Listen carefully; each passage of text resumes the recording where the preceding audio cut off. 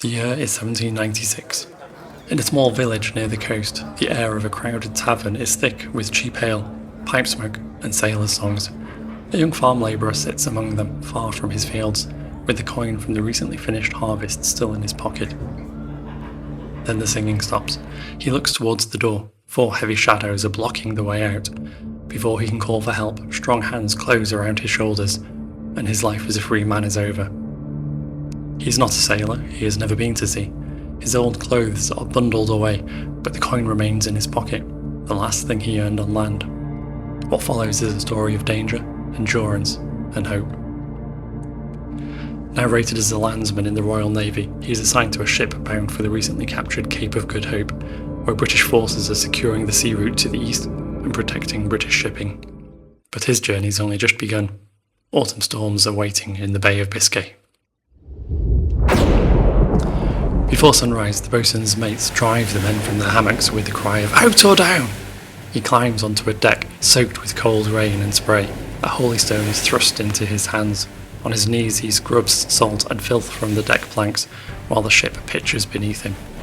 Breakfast brings beer and porridge. Then the cry, "All hands!" The ship is beating into wind. Every change of direction demands more canvas be set or taken in. He climbs up towards the yards high above the deck, his wet hands closed around rough rope and his boots balanced on a narrow foot rope. "Clap on and haul!" his mates shout. The sea swings beneath him. One loose hand or a misplaced foot could send him falling to the deck or into the cold Atlantic. By dinner, there is rock-hard salted beef, boiled for hours to try and soften it, and ship's biscuit to soak up the juices.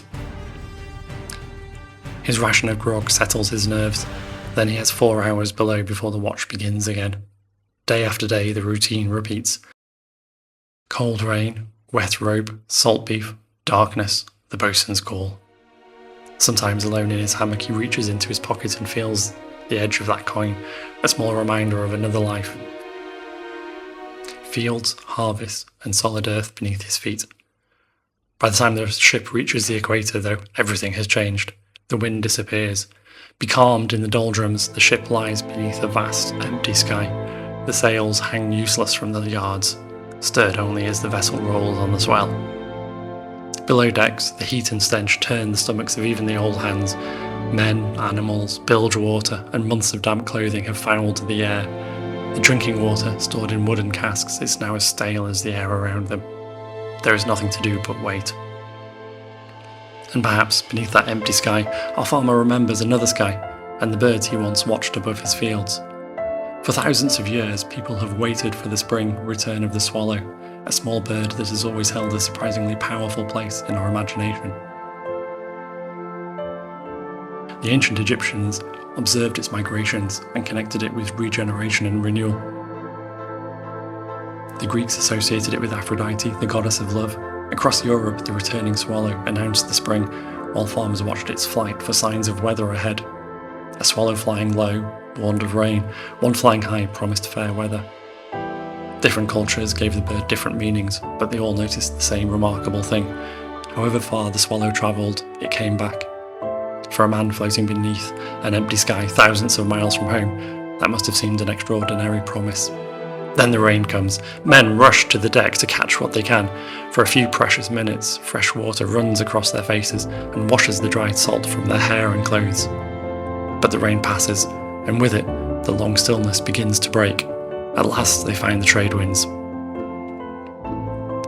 The sails fill again, and the dependable wind carries them south. The air begins to cool, and a quiet excitement grows among the crew. "Any day now," the old hands say.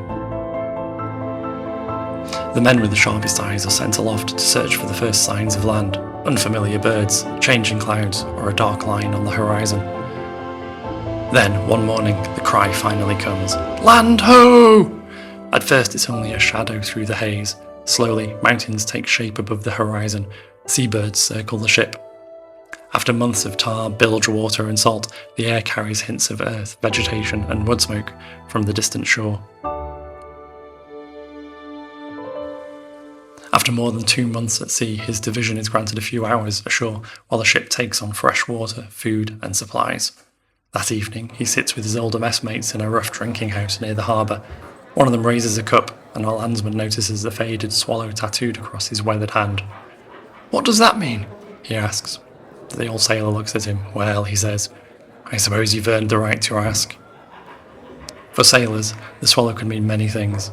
Long miles travelled, dangerous passages survived, and the welcome sight of birds as the land drew nearer. But above all, the swallow could cross a vast ocean and still find its way home. Sailors carried it as a promise, a hope that they might do the same. Our landsman looks down at his own hand, the hand that once held a plough, now hardened by rope, salt and stone. Then he looks again at the swallow on his messmate's skin. He still has a long voyage ahead of him, filled with dangers he cannot yet imagine. But, like the Egyptians, the Greeks, and countless generations before him, the swallow now means something to him. He reaches into his pocket and feels the coin he earned at the harvest all those months ago, the coin he never had the chance to spend in that first tavern. He places it on the table. "So," he asks, "how do I get a swallow of my own?"